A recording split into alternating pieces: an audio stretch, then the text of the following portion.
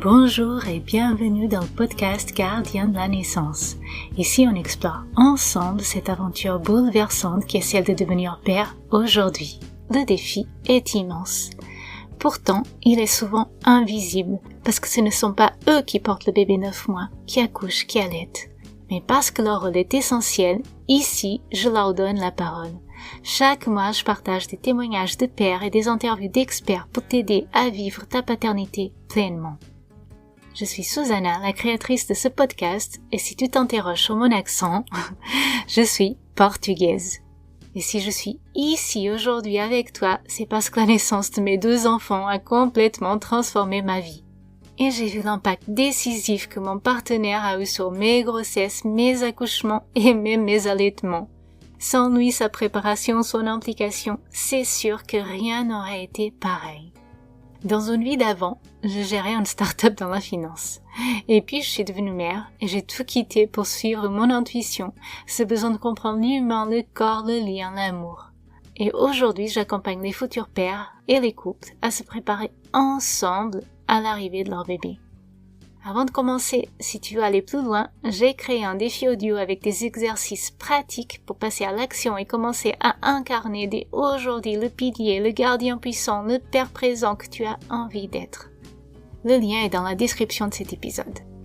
Je te souhaite une très belle écoute. C'est parti. Bonjour Johan, merci beaucoup d'avoir accepté d'échanger avec moi aujourd'hui. Bonjour Susanna, avec plaisir.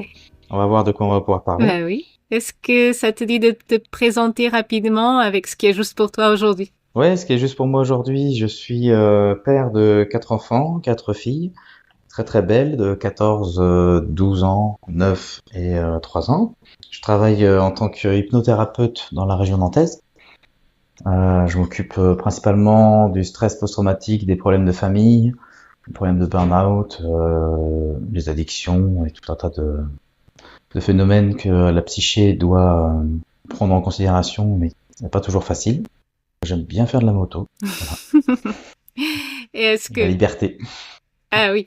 Est-ce que, du coup, 4 enfants, est-ce que c'était un rêve? Est-ce que tu rêvais d'être papa et papa d'une famille nombreuse? Ouais, j'ai toujours su que je serais père. Enfin, toujours à partir de l'adolescence à peu près, ou dans ces eaux-là, oui, jeune adulte. Je savais que c'était une étape de vie importante à passer, devenir parent. De combien, j'en savais rien, jusqu'au jour où il y en a eu au moins une, ma grande, et là je me suis dit, bah, on va en faire plein, c'est trop bien, c'est trop bien, c'est magique. Donc ça veut dire que ça s'est bien passé pour la première expérience, la grossesse s'est bien passée, l'accouchement s'est bien passé, le postpartum, ça donnait envie, quoi, c'est ça? Ouais, c'était réussi. Bah, comment tu t'es préparé concrètement cette première grossesse? Est-ce que tu étais bien impliqué? Est-ce que tu voulais être très impliqué, présent? Est-ce que tu as cherché un peu des outils pour savoir quelle était ta place, ton rôle, comment bien accompagner ta femme, etc.? Alors, le sujet était venu de moi. Je lui avais demandé s'il voulait bien arrêter la pilule et la cigarette. Mais surtout la pilule, mais surtout la cigarette. Enfin bon, les deux allaient de pair du coup. Et du coup, on a abordé le sujet assez rapidement après. Je pense que c'était peut-être un peu trop rapide, mais bon, c'était vraiment sympa. Elle a du coup pris les devants. Elle a arrêté la pilule dans le mois, et le mois d'après, elle était enceinte. C'était très naturel. C'était très naturel, à la fois par son histoire à elle, et à la fois par mes connaissances du milieu médical. C'est-à-dire que elle, les accouchements à la maison, c'était quelque chose presque de familial. Sa grand-mère avait accouché à la maison, sa mère avait fait naître sa sœur et ma femme à la maison, D'accord. à domicile, alors que c'était déjà une époque où c'était très rare. Et assez original. Elle avait fait ça toute seule ou elle était accompagnée par une sage-femme? Toujours accompagnée d'une sage-femme. Ah oui, incroyable, d'accord. Ouais. Mais oui, je sais que ma femme est née dans un appartement en centre-ville. Et pour elle, c'était naturel que de donner naissance à la maison. Moi, ma mère était infirmière en psychiatrie, puis cadre de santé. J'ai toujours baigné dans le milieu hospitalier. J'y ai travaillé aussi en tant qu'agent de sûreté. Ce que je sais du milieu médical et de l'hôpital, c'est que il faut y aller quand il y a un problème ou quand on a un gros besoin de réconfort. Et pour moi, un accouchement, c'est pas un problème.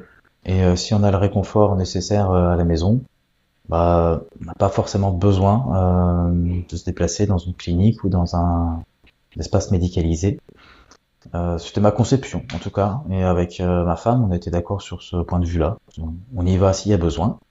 Et pour le cas où, on s'est inscrit dans une clinique dès le début de la grossesse. Au cas où. Parce que on ne sait pas ce qui peut se passer pendant la grossesse, on ne sait pas ce qui peut se passer pendant l'accouchement.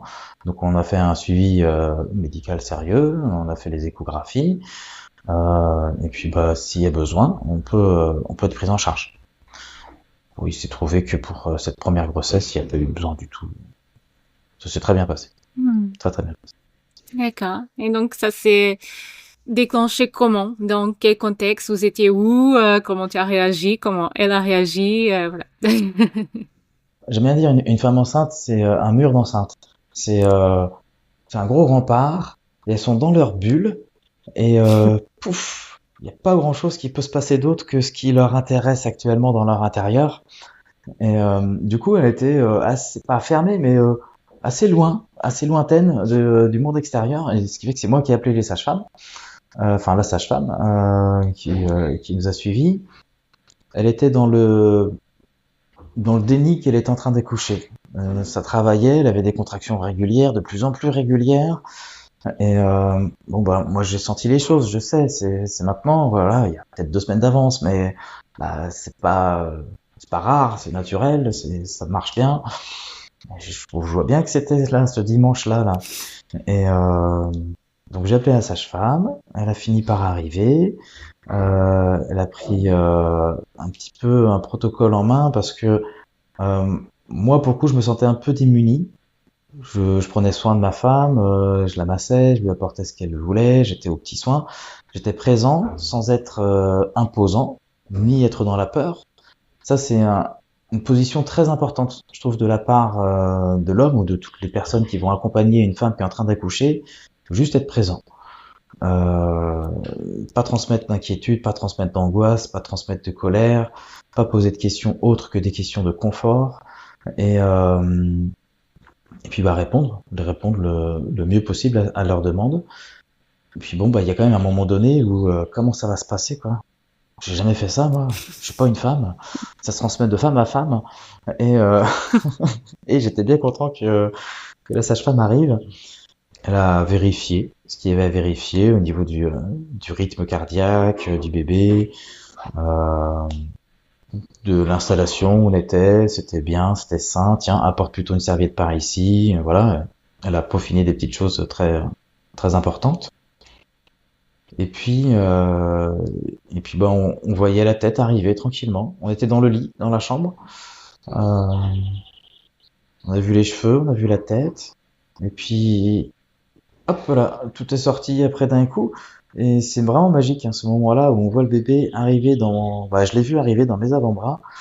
Et, et toute petite là, et d'un coup pleine de vie, pleine de, pleine de rouge, de sang, enfin pas sur le corps, hein, mais du vasculaire là qui est vivant, qui est vivant à l'intérieur et qui est beau, toute rose et tout, toute belle. Et puis bah, je suis allé la déposer sur la poitrine de sa maman, puis voilà, c'était bien, c'était cool. Et c'est quand même, du coup, c'est toi qui a reçu ton bébé, c'est toi la première personne qui a touché ton bébé, c'est ça? Oui. Wow. Ouais. Qu'est-ce que ça a provoqué en toi? Est-ce que tu t'es senti père à ce moment-là? Ou est-ce que tu te sentais déjà père avant sa naissance? À quel moment ça a un peu, à quel moment tu t'es rendu compte que tu étais un père? Très très bonne question. Ça arrivait quelques minutes après l'accouchement, je pense. Euh, Avant, il y a des projections, il y a des questions, mais tant que le bébé est caché à l'intérieur, on sait pas. On sait pas à ce qu'on va transmettre et à qui. Et c'est vraiment une relation mère-enfant. Et au moment de l'accouchement, il y a tout un système que j'aime bien dire le traumatique positif, qui vient bouleverser. Et avant de prendre en considération vraiment la nouvelle situation et ce qu'il en est vraiment de l'arrivée de ce bébé, du devenir que cela génère, je pense qu'il faut un petit temps d'adaptation, ce qui fait que oui, il y a eu cette naissance, déposer l'enfant, couper le cordon, je l'ai pas fait, je l'ai jamais fait, ça m'a jamais intéressé. Euh, pour moi, c'est un geste important, mais pas symboliquement. Faut détacher le bébé de la maman, tout ça. Non, enfin voilà. Même au contraire, pour moi, le bébé, il doit rester lié à la maman le plus longtemps possible. Donc oui, cette histoire de cordon, je m'en suis bien fichu. Ce qui s'est joué ensuite, c'est vérifier que le bébé va bien, maman va bien, la sage-femme est ok, tous les signaux sont au vert. Et il y a toujours deux, trois aspects techniques. Et puis une fois que c'est géré, ça y est, je suis papa.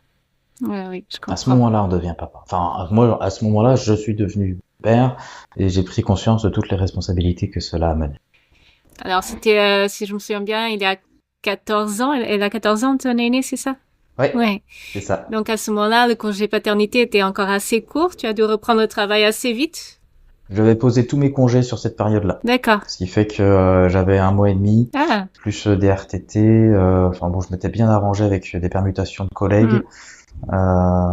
Et ce qui fait que j'étais présent pendant un mois et demi, 2 mois après la naissance.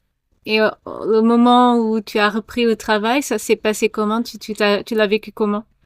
Oh, très bien, très naturellement. Au point que je m'en souviens presque pas. D'accord. Je,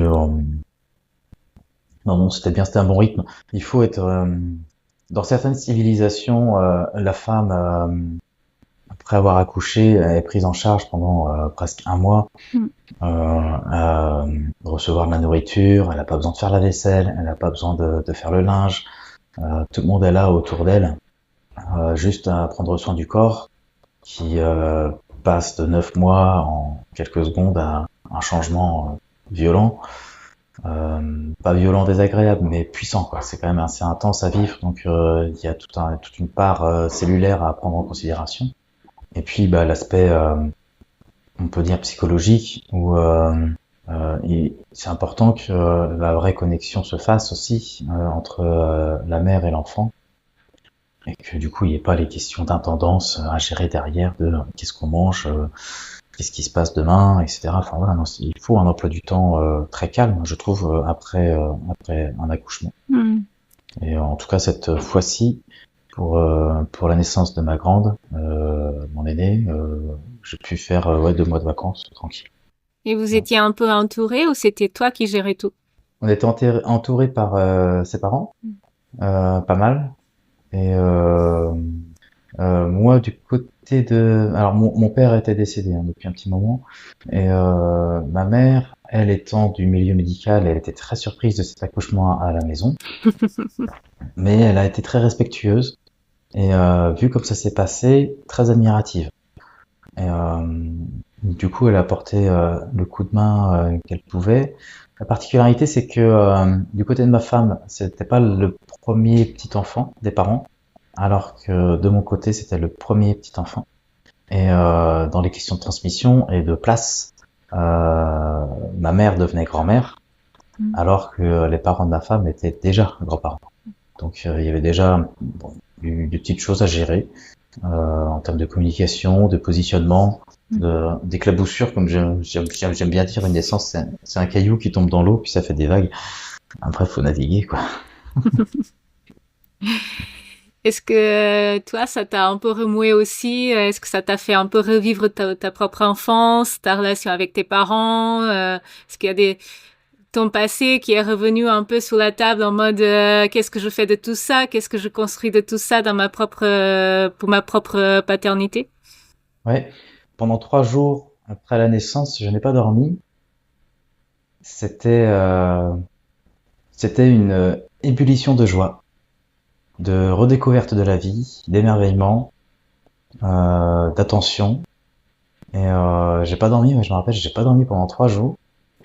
Mais c'était pas parce que c'était un problème. J'avais pas de problème à ce moment-là, c'était juste du bonheur, quoi. J'avais envie de vivre pleinement. Puis après, il a fallu dormir quand même. C'est plus tard, vers les 2 ans ou 3 ans, que des notions de qu'est-ce que je transmets et des grandes remises en question se sont opérées. Ouais. Sur l'adulte nouveau que j'étais, euh, il y a eu du gros travail sur soi, du gros travail sur moi parce que qu'est-ce que c'est que la vie quoi et qu'est-ce que j'ai envie de transmettre vraiment, qu'est-ce que je transmets et qu'est-ce que je dois transmettre, qu'est-ce que je veux transmettre, qu'est-ce que je peux transmettre et dans quel dessin. Et ouais, ça fait beaucoup de réflexion. Ouais. Très intéressant. Et donc, tu étais déjà en train de te projeter sur il était déjà en route, je sais pas, un deuxième enfant, quand tout ça est arrivé? Oui, parce que ma deuxième, elle a donc 12 ans là. Elles ont 21 mois d'écart. Oui, cette deuxième grossesse est arrivée aussi naturellement. C'était bien. C'était c'était décidé d'un commun accord. Et, euh, et c'était encore une fille. Et, et elle aussi est née dans la même chambre, dans le même lit. Mais cette fois-ci, la sage-femme était en retard. Ah, C'était pas la même. Et du coup, l'accouchement a eu lieu. Alors, il y avait les parents de ma femme qui étaient là pour s'occuper un petit peu de l'aîné, qui avait 1 an et demi, 2 ans. Et puis, bah, juste, oui, gérer un petit peu l'intendance, apporter de l'eau quand il y a besoin, poser des questions, apporter cette notion de confort. Confort. Et donc, bah, ma deuxième, elle est née complètement dans mes bras aussi, avec le cordon. Ah oui, alors les histoires de cordon. Alors là, ma première, elle avait le cordon autour du cou. Bah, il suffit de le défaire. bah oui, c'est vrai. Voilà, il suffit de le défaire. Enfin, pour moi, ça n'a jamais été un problème parce que, en fait, l'oxygène passe par le cordon et tant que le bébé ne respire pas, c'est pas grave si on serre un petit peu le cou. Faut faire attention, évidemment. Mais bon, voilà, donc on avait défait le cordon de la grande autour du cou. La deuxième, elle avait le cordon enroulé autour de la cheville. Wow. Du coup, elle est née dans mes bras, dans mes mains comme ça. Et puis, putain, j'étais emmerdé parce que ça glissait. Ah, c'est tout liquide, c'est tout plein de fluide. Oui. Et j'arrivais pas à défaire le nœud. J'ai dit, attends, j'arrive pas. J'ai bien rigolé. Et puis j'ai déposé la deuxième pareil, sur la poitrine de sa maman. C'est une fille. Et la sage-femme n'était pas C'est très encore très drôle. arrivée? Non, elle était pas encore arrivée. Non, elle est arrivée 10 minutes après, je crois. Ah, wow. Elle s'est occupée de la délivrance pour le placenta, vérifier que tout était ok. Elle a géré le petit côté administratif.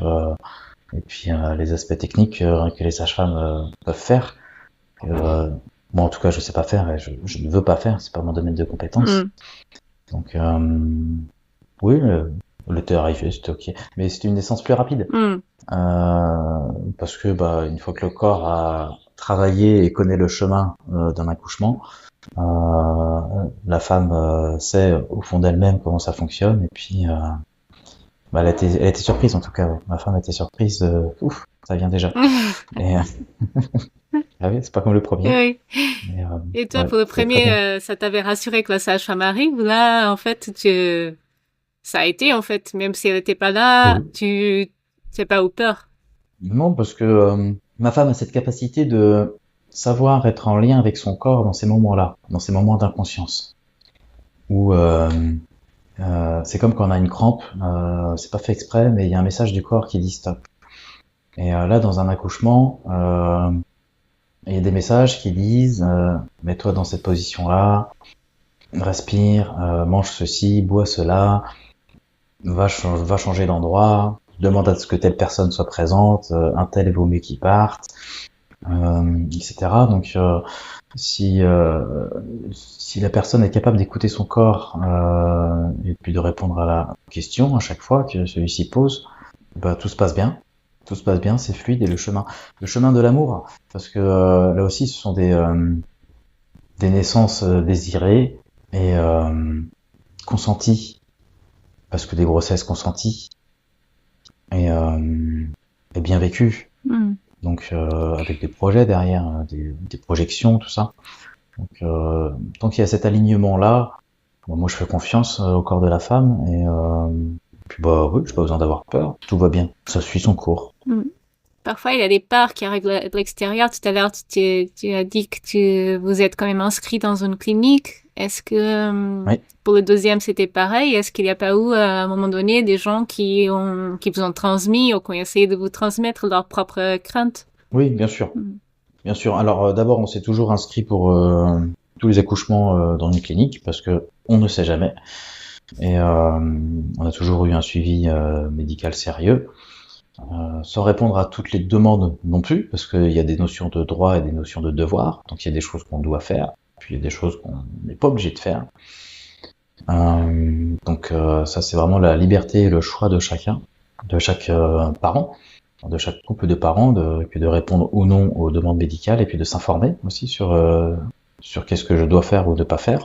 Et concernant les transmissions de peur ou d'inquiétude, on a plus reçu de l'émerveillement, de l'étonnement, parce qu'on était sûr de nous. Mm. On était sûr de nous. Ce qui fait que ça laissait même plus la place à d'autres considérations.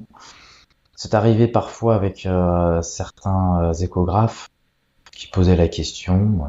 Puis bah, si jamais on finissait par répondre qu'on avait prévu un accouchement à la maison et que c'était pas leur dada, entre guillemets, que des fois c'est trop ésotérique, complètement perché, c'est voire dangereux, tout ça, bah, on retournait pas les voir, voilà. On les traitait dans la voiture en rentrant. Il était vraiment con celui-là. Et, et puis on allait voir quelqu'un d'autre pour s'entourer vraiment ouais, des personnes importantes, des personnes qui nous suivent, qui nous encouragent, un minimum. Et donc, pour cette deuxième, c'est pareil, tout a été fluide, accouchement, postpartum aussi, tout s'est bien passé. Au niveau du postpartum, ma femme en parle mieux, hein, mais il y a la notion vraiment de cette adaptation du corps qu'elle a vécue quand même à chaque fois, où il faut du temps, il faut beaucoup de temps pour reprendre un bassin qui tient la route, pour reprendre une marche, une posture, pour refaire des efforts, pour faire attention à son périnée. Il y a vraiment tout un temps corporel qu'il faut intégrer pour qu'elle puisse retrouver après les fonctions normales hein, du corps humain. Ouais, ça faut vraiment y aller très délicatement et écouter ses ressentis à elle et ne jamais rien forcer. Ouais. Et vous avez eu encore deux autres enfants, deux autres filles. Est-ce que les accouchements suivants, les grossesses suivantes, vous avez appris des choses encore, ou est-ce que ça c'était toujours aussi fluide? Est-ce qu'il y a eu des nouveautés, des imprévus? Ouais, il y a eu des nouveautés, des imprévus. Alors la troisième, la nouveauté, bah déjà on avait déménagé. On était donc dans une autre chambre et dans un autre lit. La nouveauté, c'est que cette grossesse-là était plus à l'initiative de ma femme. Et je peux pas dire que j'étais consentant à 100% à cette idée d'un troisième enfant. Il y avait peut-être une appréhension pour moi derrière de va falloir gérer quand même. C'est tendu. Déjà deux, c'est sportif. Trois, bon bah ok, mais bon, elle en a envie, c'est possible. Puis si on le fait pas maintenant, on le fait jamais. Donc j'aime pas rater des belles occasions. Il y a eu donc cette nouvelle grossesse, ce nouveau suivi, très bien passé aussi. Beaucoup d'amour dans ces phases de grossesse pendant ces 9 mois là. Beaucoup d'attention. Et l'accouchement, bah pareil. Bah alors là, la sage-femme est arrivée peut-être un quart d'heure avant la naissance. Pareil, elle a checké que tout allait bien, que tout se passait bien, on était dans une bonne dynamique, un bon mouvement. C'est intense, hein, il faut vraiment poser les conditions de confort pour la femme. S'il y a besoin d'une lumière tamisée, s'il y a besoin qu'elle aille prendre un bain ou une douche, il faut vraiment être très très très présent et être à son écoute. Et là, la grande surprise pour moi, c'était ma réaction face au fait que c'était encore une fille. On n'a jamais voulu connaître le sexe à l'avance par le biais des échographies. On aurait pu, mais c'est un peu gâcher la surprise, un peu aller forcer des projections, En plus, des fois, il y a des erreurs qui peuvent se commettre. C'est une fille, en fait, c'est un garçon, etc. Donc, autant se laisser la liberté aussi d'accepter que ce sera un garçon ou une fille, de choisir les prénoms pour l'un ou pour l'autre, et de laisser un imaginaire exister vraiment. Et puis quand le réel est arrivé, bah, c'était encore une fille, et moi ça m'a beaucoup impacté dans la notion de la transmission du nom, que j'aime bien, qui était importante pour moi à ce moment-là, qui ne l'est plus maintenant. Mais à ce moment-là, il y avait quelque chose d'inconscient que je n'avais même pas envisagé. Et c'était une fille, quoi. Il a fallu que je digère la chose, et je l'ai pas caché. Je l'ai pas exprimé non plus en disant ça fait chier. Mais mais il y avait pas cette joie-là aussi directe et aussi naturelle qu'il y a pu avoir avant, parce qu'il y avait une envie derrière sous-jacente que j'avais même pas conscientisée. J'ai envie que ce soit un garçon. Ça a généré jusqu'aux 9 mois à peu près de l'enfant des petits échanges assez importants quand même sur la question, ouais, de qu'est-ce que c'est la vie, qu'est-ce qu'on transmet, qu'est-ce qui est important, qu'est-ce qui ne l'est pas. Puis après c'est passé, et puis ma troisième est une enfant fabuleuse, très souriante, pleine de vie. Voilà, on s'aime beaucoup. C'est génial. Et ouais, ça c'était une surprise. Ouais. Ouais, en termes de surprise, ouais. Et le fait que tu avais des réticences, tu vois, pour la conception, parce que tu avais peur que ça génère trop de charges par rapport à ce que tu pouvais supporter, est-ce que c'est revenu sur la table ou est-ce que finalement ça a été? Ça s'est géré pendant la grossesse, très vite. Parce que de toute façon, une fois que bébé est lancé, on va pas arrêter le chemin comme cela. Et ouais, c'est bon. Il y a des problèmes, il y a des solutions, et on fait des concessions. Voilà. Ok, au point que vous vous lancez sur un 4e enfant. Pas du tout.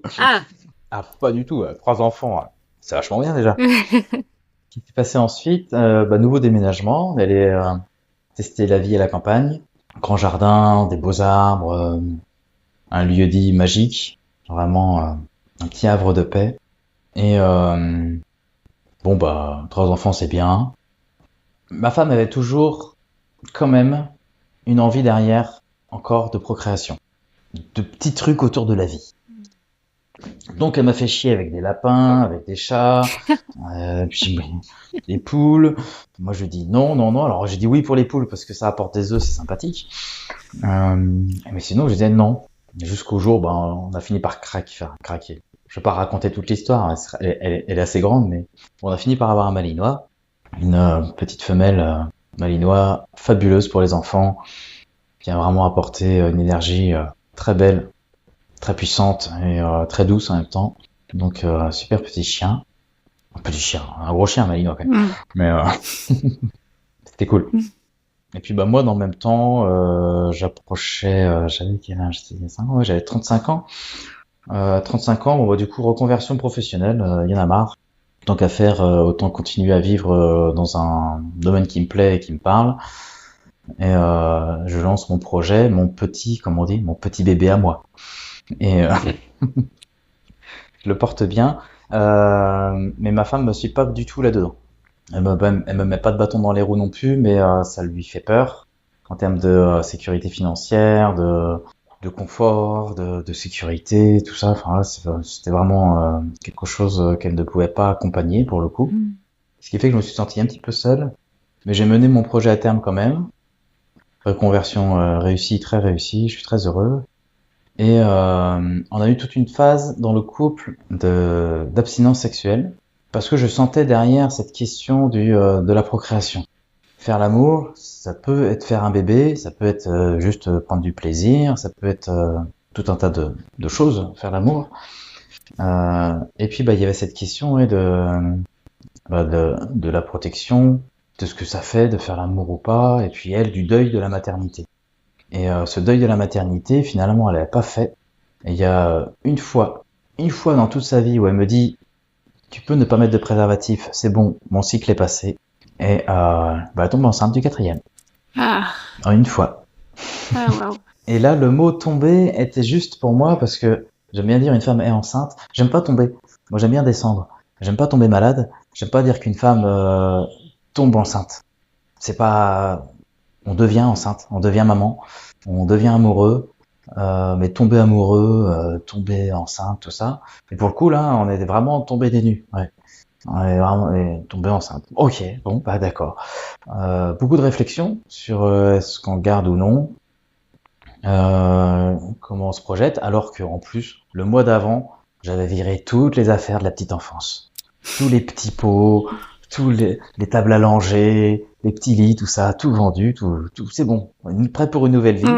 Et bah la nouvelle vie est arrivée. Ah, wow. Est arrivée, et c'était une belle nouvelle vie, et bah c'était une grossesse compliquée, parce que j'ai eu du mal à l'accompagner.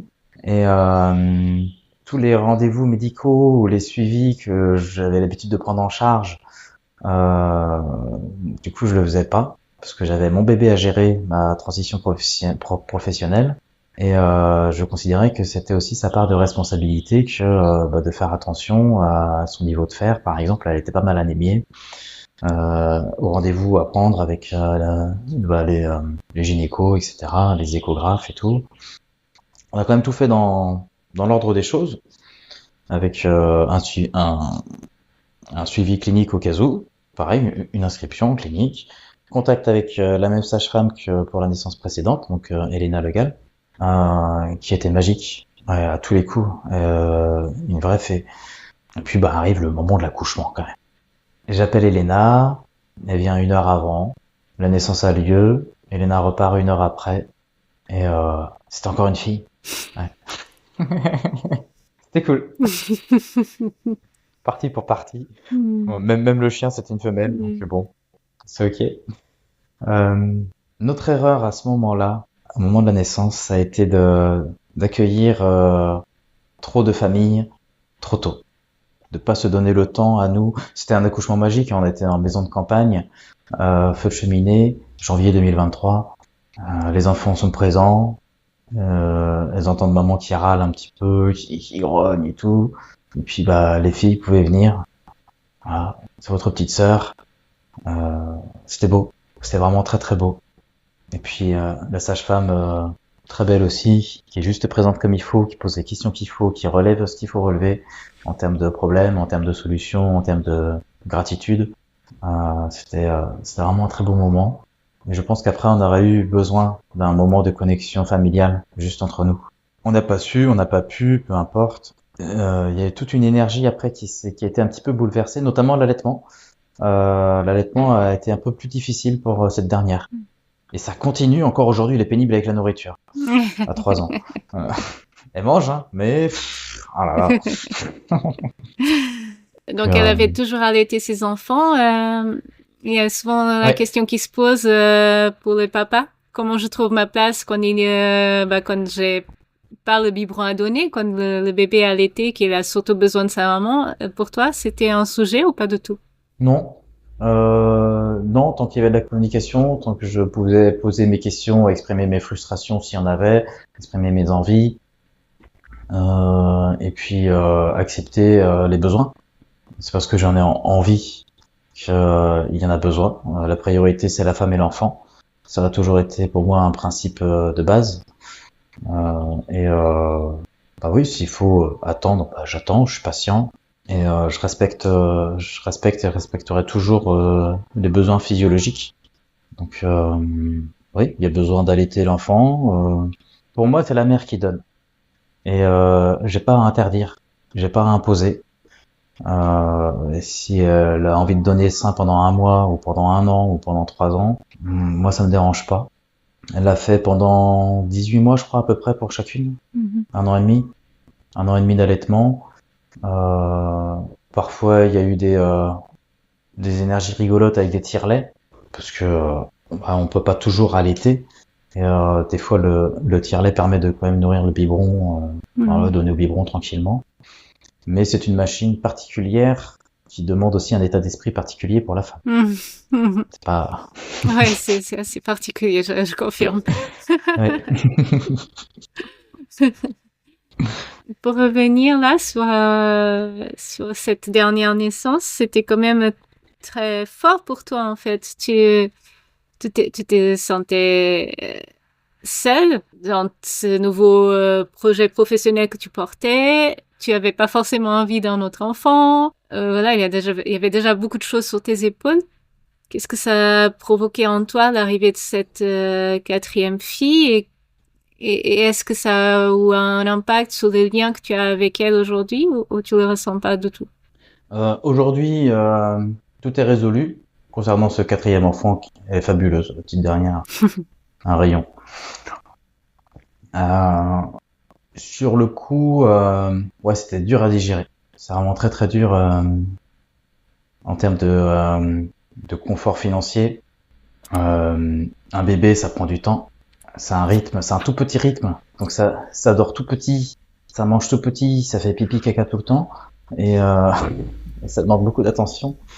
Et par rapport au rythme adulte et de grandes responsabilités que je prenais, que je développais, c'était en contradiction. Et puis cette notion de rapport entre ma femme et moi, qui du coup avait été un petit peu biaisée, qu'on n'a pas réussi à résoudre encore. Voilà. Bon, on reste de très bons parents. Et ça, c'est quelque chose, depuis le début de la parentalité, on avait deux mots, c'était la cohésion et l'amour. Voilà, être cohérent, être solide, et savoir se questionner l'un l'autre sur les défis que l'enfant pose. Parce que quand l'enfant grandit, il va poser des questions, il va avoir un comportement, et comment on réagit en étant soudé. Ça demande beaucoup de communication et beaucoup d'interaction. Et ça, on a toujours eu. Beaucoup de respect. Alors, c'est des questions très, très délicates, mais est-ce que tu t'es senti un peu arnaqué? Et c'est deux questions, je te laisse répondre parce que l'autre est un peu différente. D'accord. Non, je considère, et je considérerai toujours que dans une relation à deux, les responsabilités sont partagées. C'est pas toujours 50-50.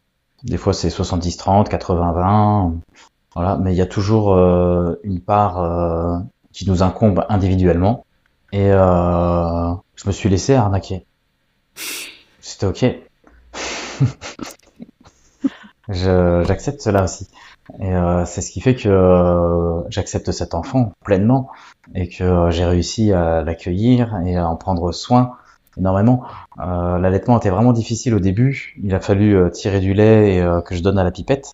Et c'était génial. Enfin, c'était drôle à vivre avec ses grandes sœurs en plus qui étaient là, tout émerveillées, qui comprenaient pas pourquoi ça marche pas aussi bien qu'avec elle et tout. Enfin, là, c'était chouette. Donc non, je me suis pas fait arnaquer. Ce sont des événements de vie parmi lesquels j'ai fait des choix et je décide d'assumer ces choix. Et c'est un apprentissage. Pour moi, c'est un apprentissage de la vie par plusieurs biais, hein, le jeu, le mimétisme, l'apprentissage, par l'expérience. C'est une belle expérience. Ouais. Pour moi, c'est une belle expérience. Je préfère toujours garder le positif dans tout ce qui peut m'arriver. Je comprends. Après, c'est une question d'état d'esprit, mais oui, enlever les rancœurs, les remords, les ressentiments, le plus possible pour juste trouver la joie et puis être serein. Voilà. Et ça parle beaucoup des remises en question. Il faut avoir la capacité à les faire, ces remises en question. Ouais. L'autre question que j'avais, c'était par rapport à l'envie de maternité de ta femme. Est-ce que tu penses que c'était vraiment l'envie d'être mère de nouveau d'un autre enfant, ou est-ce que c'était de revivre la puissance de l'accouchement, parce qu'elle a vécu que des accouchements naturels à la maison où elle était dans sa pleine puissance. Est-ce que c'était revivre ces moments-là ou vraiment avoir un autre enfant? Je sais pas, faudra lui demander. Les deux notions sont justes et pertinentes. À la fois, elle aurait eu envie d'en faire 1 million pour savoir ce que ça donnerait à chaque fois. Parce que c'est magique. C'est jamais la même personne. C'est jamais le même truc. C'est toujours une nouvelle aventure. Et un nouveau défi, un nouveau regard sur la vie. Et c'est vraiment... à la fois, il y a ça, vraiment. C'est vrai que si on avait pu faire une équipe de foot ou plus... qu'est-ce qui se passe, quoi. Plus on en fait, et plus c'est génial. Il y a toujours quelque chose à apprendre. Et puis, à la fois aussi, il y a ce retour d'expérience qui est très juste. En tant qu'accompagnant, je suis devenu hypnothérapeute. Et en tant qu'accompagnant, j'avais suivi une dame enceinte, elle est ok pour que je parle de ça, qui était venue me voir pour sa deuxième grossesse parce qu'elle était traumatisée de la première, traumatisée de la grossesse, traumatisée de l'accouchement et tombant enceinte une nouvelle fois, se posant la question, qu'est-ce que je fais? Est-ce que je le garde ou pas? Et si je le garde, est-ce que je dois revivre ces moments-là qui étaient horribles? Et ma femme a eu cette chance effectivement de pouvoir faire des accouchements naturels, sains, bons, avec une énergie très harmonieuse, pleine d'amour. Et oui, il y a peut-être aussi de ça derrière l'envie de. D'ailleurs, à chaque fois qu'elle était enceinte, elle était aux anges là, dans sa bulle de bonheur. Et c'était très visible. Et oui, il y a forcément un petit peu de ça aussi. Oui. Hmm. Mais je répondrai pas pour elle. Oui, je comprends. Et comment c'est la vie avec 4 enfants? Fatigant. C'est très fatigant. Hmm. Mais c'est très beau. C'est très beau parce que bah, on voit tous les stades et puis on continue d'évoluer et à se projeter parce que la grande a 14 ans. Dans seulement 5 ans, elle est plus que majeure. Qu'est-ce qu'elle va devenir? Elle-même nous parle des fois, les enfants, de bah moi j'aurais un enfant, j'aurais deux enfants, j'aurais quatre enfants. Alors du coup, on s'imagine grands-parents. Hmm. Et ouais, non, c'est très très beau. C'est très très. Je trouve que c'est vraiment des étapes importantes dans la vie, dans le devenir, parce qu'on est enfant et quelqu'un qui a 30 ou 40 ans, qui n'a toujours pas passé l'étape de devenir parent, doit créer des projets, doit être dans la création d'une manière ou d'une autre et dire c'est mon petit bébé. Sinon, il y a vraiment une question de transmission qui se pose. Qu'est-ce que je vais laisser quand je partirai? Et il y a plein de gens qui font pas d'enfants et c'est très ok avec ça. Et moi-même, j'aurais pu ne pas en avoir, mais j'aurais pas pu du coup ne pas entreprendre, Hmm. ne pas laisser un petit peu une petite trace, un petit truc d'existence qui donne sens à la vie, quoi. Hmm. Oui, c'est vrai qu'on est là pour créer. Oui, bah oui, c'est le propre de l'être humain. C'est ça. Oui. Alors, 4 enfants, est-ce que chacun des enfants, il est venu t'apprendre quelque chose? Oui. La question c'est quoi? Alors, très bonne question. Merci Susanna. Avec C'est plaisir. cette question. Ma grande, elle m'a appris à devenir. Je suis ce que je décide d'être et pas ce que les gens disent de moi. À nos premières vacances avec bébé, j'ai perdu mon prénom parce que bébé était merveilleux. On va dire qu'elle s'appelle Mathilde. Et alors, on était en camping, tout ça, au bord de la mer, vachement chouette. Et j'étais le papa de Mathilde. Ah, vous êtes le papa de Mathilde. Parce que Mathilde, elle est trop mignonne. Comment elle s'appelle? Elle s'appelle Mathilde. Oh. Et allô, en fait, je m'appelle Johan, moi. J'ai un prénom aussi. J'existe. Hein. Non mais oh, pas déconner quoi. Et la deuxième, elle m'a appris à lâcher prise. Énormément. Elle est extraordinaire. À 4 ans, elle chantait dans la baignoire. À l'envers, c'est plus facile. À l'envers, c'est plus facile. À l'envers, c'est plus facile. À l'envers, c'est plus facile. Et elle avait pas le cordon autour du cou, elle avait le cordon autour de la cheville, elle. Et tout le temps, elle a fait les choses à l'envers.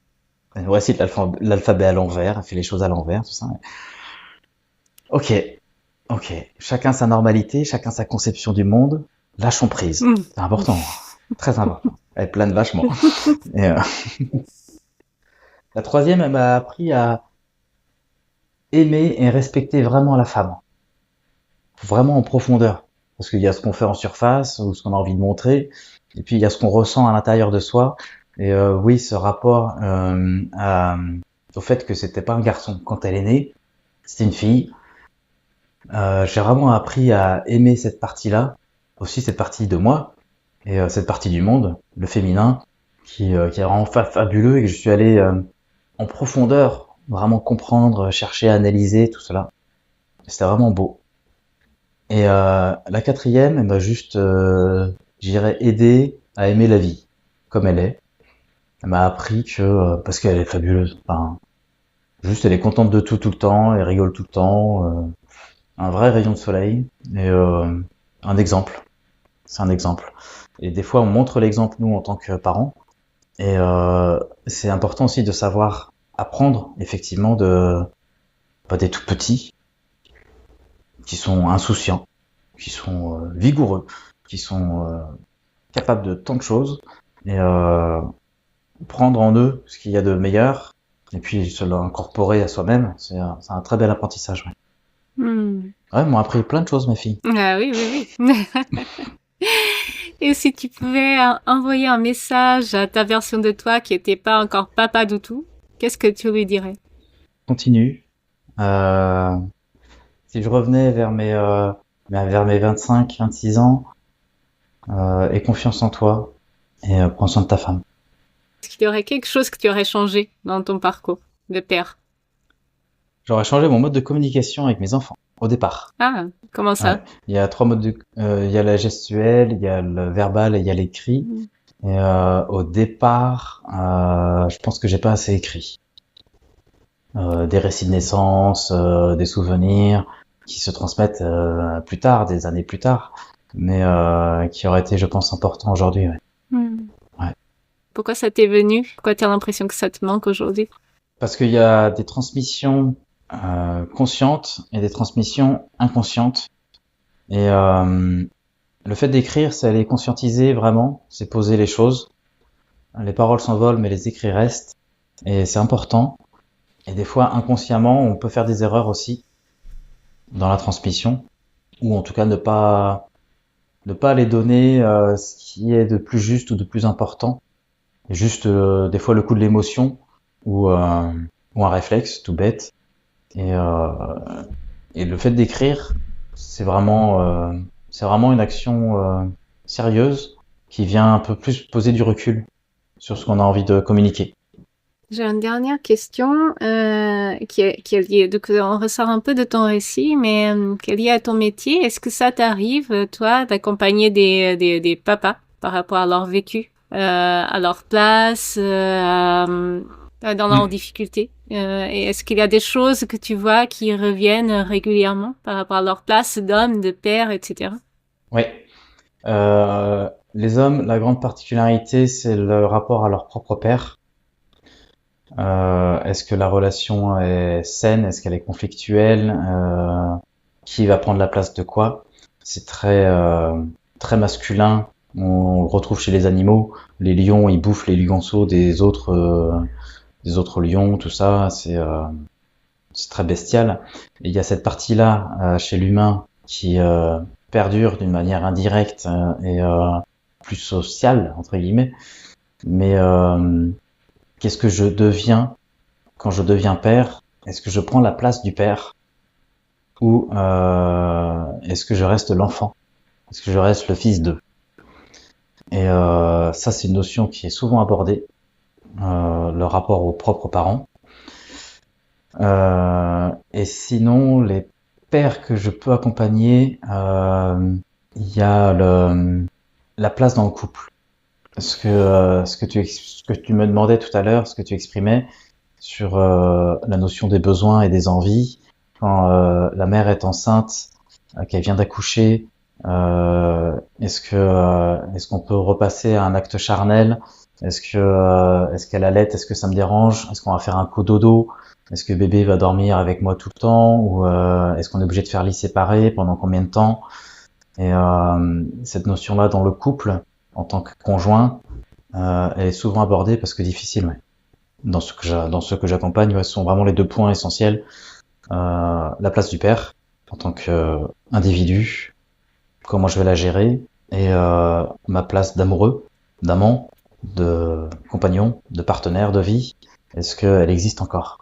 Parce qu'une femme, quand elle a un bébé, elle est amoureuse de son bébé. Et puis c'est tout. Ouais.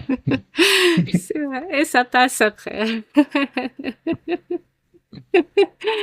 Bah, merci, c'est vraiment intéressant et ça, je trouve ça très juste. Merci à toi, Susanna. C'était très chouette. Merci pour ton partage. Merci d'avoir écouté cet épisode des Gardiens de la naissance. Si cette interview t'a touché ou éclairé, le défi audio te sera encore plus utile. Ce sont plus de 20 sujets spécifiquement dédiés aux futurs pères avec des outils pratiques et des actions concrètes à mettre en place dès aujourd'hui. On y parle de grossesse, d'accouchement, de postpartum, d'allaitement, de liens avec ton bébé, de sexualité, de comment parler d'argent en couple. Bref, j'ai mis tout ce qui aurait changé la vie de mon mari et la mienne pendant ma première grossesse. Ce podcast est tout nouveau et j'ai besoin de ton soutien pour le faire connaître. N'hésite pas à le noter sur ton appli ou à le partager avec tes amis. Et si tu veux recevoir des ressources gratuites chaque semaine, inscris-toi à ma newsletter. Tous les liens sont en description de l'épisode. On se retrouve très vite pour un nouveau récit. À bientôt!